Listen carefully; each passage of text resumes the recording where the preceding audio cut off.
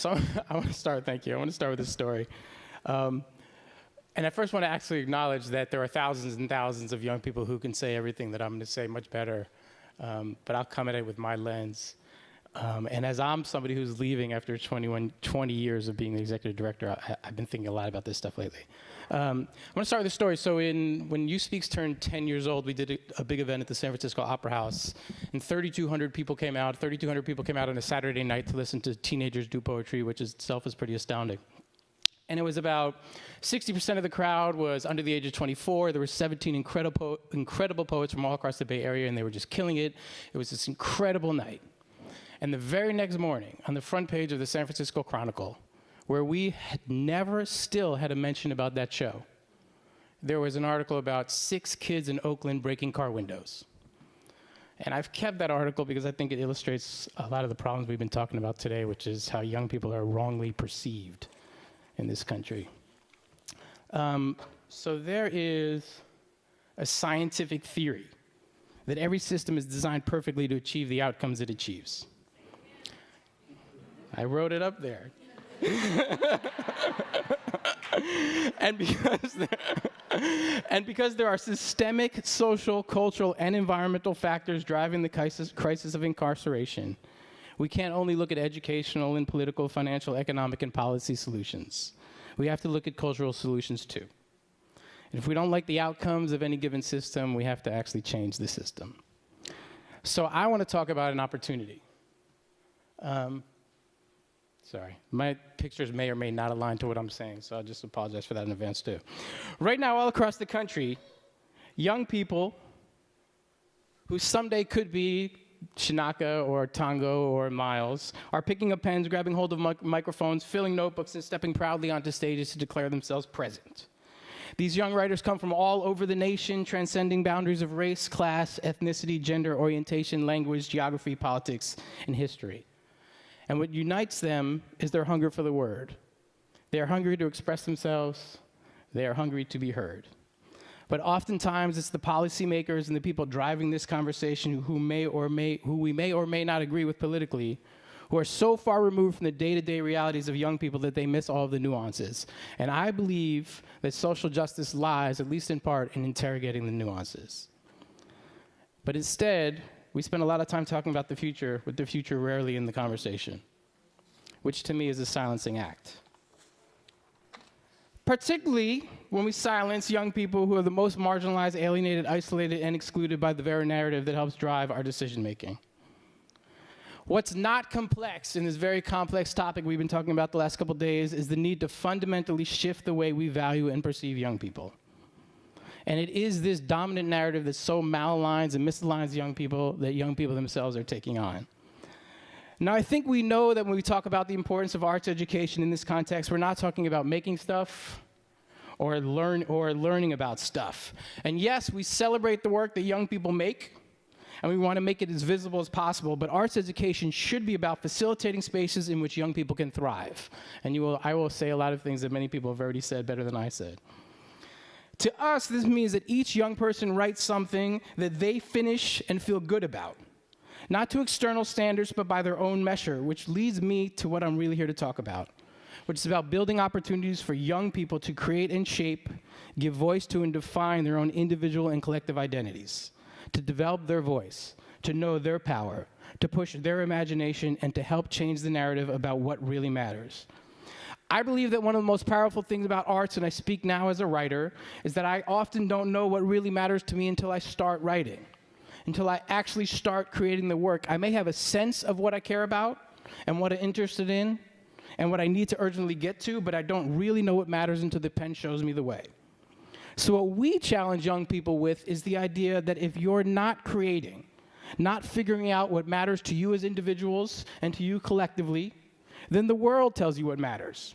The media tells you what matters. Politicians, schools, prisons, and corporations tell you what matter and tells you what to fear, what's right and what's wrong. And for many kids, it tells them who they are. And we'd much rather hear from them because we believe that the act of listening is an act of loving. And it's this sort of love that allows for 2 kinds of transformation. When adults come to a You Speak show event for the first time, They almost always say the same thing, and this has been true for 20 years more or less, and I'm sure it's true for those of you who do similar work in the room. They say first that they weren't saying or thinking about anything nearly that deep or profound when they were that age. But second, and more importantly, they say that they leave more hopeful than they were coming in if our future is in the hands of the young people like this. And I'm wondering if that's what we've always heard when we really listen, is hope. Hope as defined by young people sharing their lives and ideas and thoughts and fears and dreams and needs, which means the necessity of showing both the beauty and the ugliness of the world that we've created for them. And when we as adults turn away from what young people project back to us or lock them up, we're implicating ourselves, not them. Young people aren't formed in a vacuum. They reflect back to us what we've created. We are the system achieving the outcomes we're achieving. And maybe that's why for so many of us, our daily thoughts include thinking through what we can offer young people right now that's positive, that allows them to thrive, even in the hardest days and in the hardest places, and even though oftentimes the story young people themselves are so painful to hear. And maybe if when young people come to the spaces that they need to be in or are told they have to go to, and they know there will be adults who love them, who believe in them, who are not scared of them, maybe that's part of the kind of progress we need. I'm not a particularly religious person, but there is a tradition in Judaism that I honor at our most important gatherings, which is to leave a chair empty and a cup full for Elijah, to leave the door cracked open just a bit in case he shows up, because some believe that Elijah is the prophet who will announce the coming of the Messiah. And what I love about that is the hopefulness that at any given moment, a new future could come through the cracked open door. And I believe that maybe the greatest generation hasn't been born yet. That the decisions we make, the places we turn our attention to, the voices we nurture to and listen to now matter. If we want our transformative future to come through the door, we need a new narrative to lead its way. A narrative that is honest and expansive and inclusive. And if this system is a choice, like we said yesterday, something we choose based on theory, on values, perceptions, and narratives we have about young people and their worth, their potential, then maybe it's about young people themselves having the space and opportunity to shift the fundamental perception of just who they are. Because maybe then we will no longer tolerate the intolerable.